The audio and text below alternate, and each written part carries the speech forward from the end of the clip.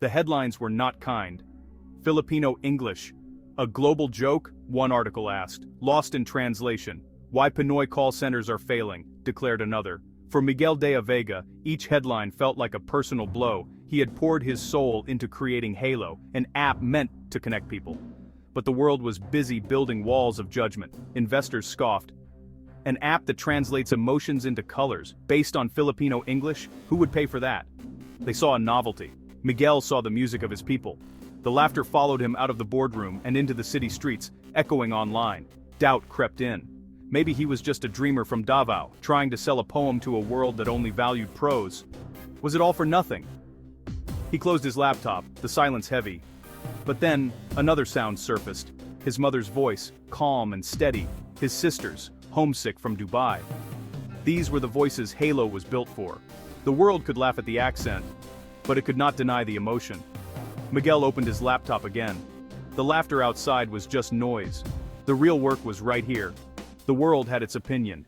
He had his purpose. Miguel's world was a small room, cluttered with books, coffee mugs, and sketches. This was the birthplace of Halo, an idea impossibly large for such a humble space. He wasn't a Silicon Valley prodigy, just the son of a school teacher and a retired clerk from Davao. His resources were limited, but his imagination was not. He saw technology as a canvas for feelings. Investors only saw numbers and profit margins. Miguel saw his aunt in Canada, trying to explain Tampo, and workers in Saudi, longing for home. The market wasn't a demographic, it was every person who felt words were not enough. One investor laughed. "Son, you're trying to sell art in a hardware store. People want faster, cheaper, more efficient, not feelings." The word stung. For a moment Miguel almost gave up, but a faded family photograph reminded him why he started. It wasn't for profit, it was for the people in that photo. The hardware store didn't need his art, but the people did. He turned back to his computer. The dream was too big for the room, but it fit perfectly in his heart. He kept building. Halo lived on. Amidst the doubt, a few voices never wavered. His mother, Alara, didn't understand code, but she understood his heart. When he came home defeated, she'd say, "They hear words. I hear your passion. Keep following that sound, Anak." His sister Maria, an OFW in Dubai, was his inspiration and first user. "Kuya, if your app can show Mama how much I miss her, even when I say I'm okay, then you have created magic." His small team, Ben, the coder, and Anna, the designer, believed in the vision, not the salary. They worked late, sharing cheap pizza and big ideas. When investors laughed, they worked harder. Their conviction turned a cramped workspace into a sanctuary of innovation. These relationships were the true architecture of Halo. Investors wanted a product to sell. Miguel was building a connection to share. His mother's wisdom, his sister's longing, and his team's loyalty were the essential components. The world could criticize, but it could not touch this sacred space. It was a fortress built of love, faith, and shared purpose. From within its walls, something beautiful was beginning to grow. Halo was more than code, it was community. Miguel's vision was simple, technology that listened for what was felt, not just said. In Filipino culture, so much is communicated in the spaces between words. He wanted to translate love, sadness, excitement, and worry. Halo's core was the emotional tone matrix, an algorithm that learned the unique cadences of Filipino English and dialects. It mapped emotions to colors, blue for sadness, orange for joy, green for peace, red for anger. The app wasn't about perfect grammar, it was about perfect understanding. Miguel fed the algorithm thousands of hours of voice data, lullabies, advice, jokes.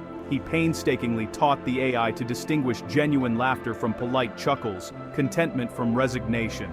Progress was slow, but he persisted. The breakthrough came with a message from Maria. "Everything is great here, Kuya. Don't worry about me." The words were cheerful, but Halo showed a swirl of pale blue and gray, loneliness beneath the surface. In that moment, Miguel knew he had built something special. He had created a mirror for the soul.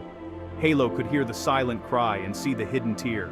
It was empathy, coded, and it worked. Halo launched quietly, no fanfare, just a link shared with family and friends. The first users were OFWs in Dubai, sending messages home and seeing their emotions as colors. A mother in Quezon City saw her daughter's message glow blue. She knew her child was homesick and called with comfort.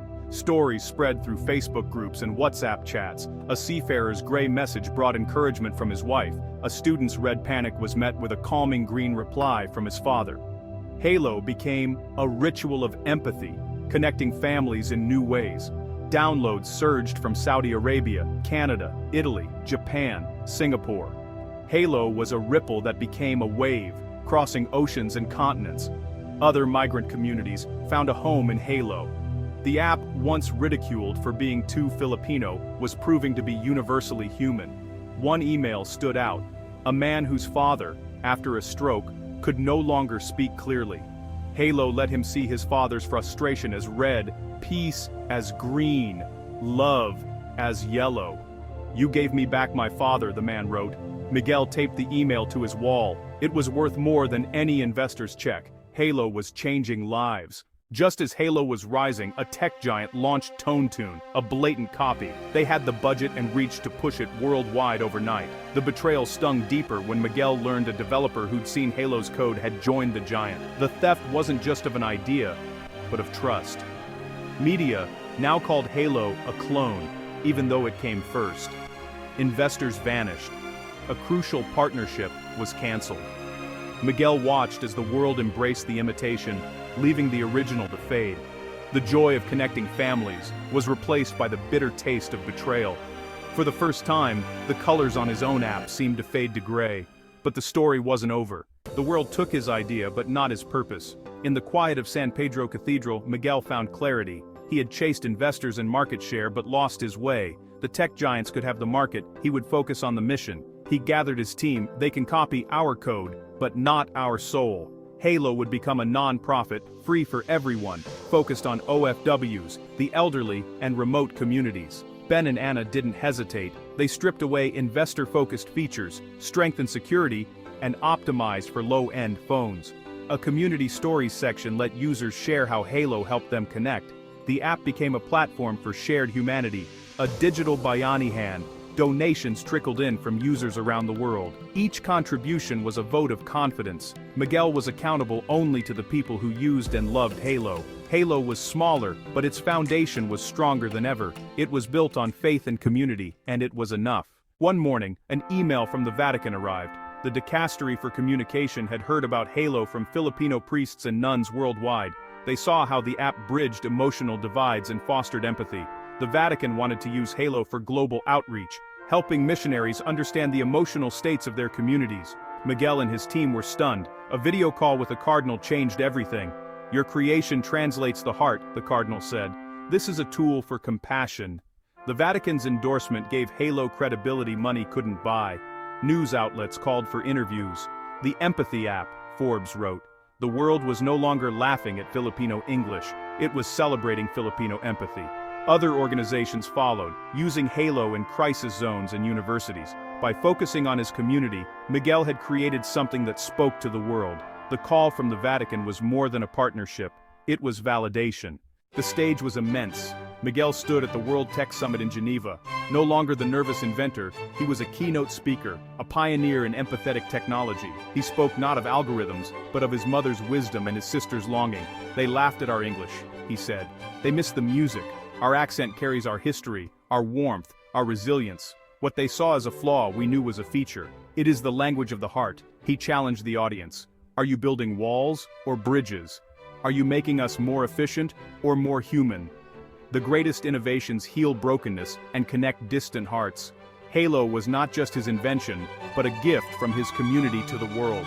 As he finished, the hall erupted in a standing ovation. The applause was a reversal of the laughter he once endured.